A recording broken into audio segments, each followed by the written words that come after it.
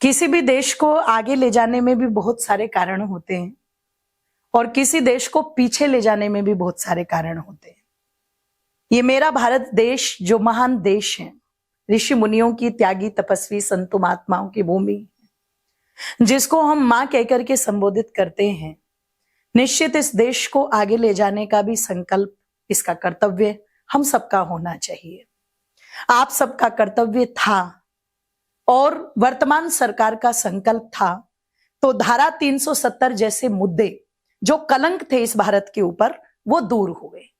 अयोध्या में राम मंदिर को बनवाने के लिए कितने हमारे पूर्वजों ने अपने प्राणों की बाजी लगाई, पर आज उनके रक्त रंजित कहानियों के कारण, उनके बलिदान के कारण और सब भारतवासियों के संकल्प के कारण, वर्तमान सरकार की उत्तम नीतियों के कारण अयोध्या में राम मंदिर बनकर के तैयार हो रहा है। ऐसी एक नहीं, अनेक चीजें थी जिनके शायद हमने एक तरह से कहते हैं कि इच्छाएं ही छोड़ दी थी कि ये कभी हो भी सकती हैं।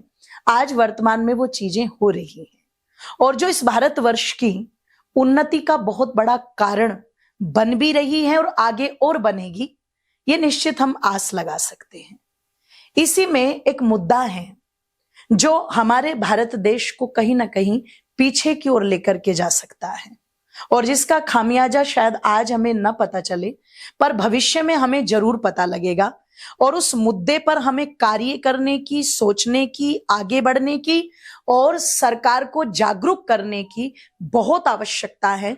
वैसे तो सरकार पहले से ही जागरूक है, लेकिन फिर भी उस मुद्दे की ओर यदि हम लोग अधिक आवाज उठा करके अपनी बात को पहुंचाएंगे तो हो सकता है वो कार्य शीघ्र अतिशीघ्र संभव हो। वो कार्य, वो मुद्दा है जनसंख्या नियंत्रण कानून का, जिसको लाने की परम आवश्यकता है।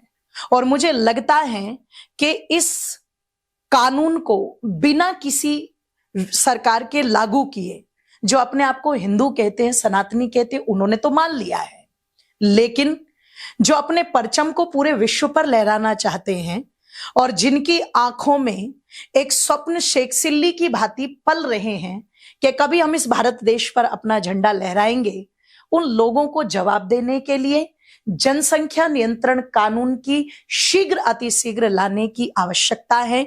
इसके लिए सरकार भी संकल्पबद्ध है और हमारे संगठन भी संकल्पबद्ध है। भारत के 140 करोड़ नागरिकों से मेरी भी प्रार्थना है, इस कानून के लिए ऊंची आवाज उठाए। जय हिंद, जय भारत।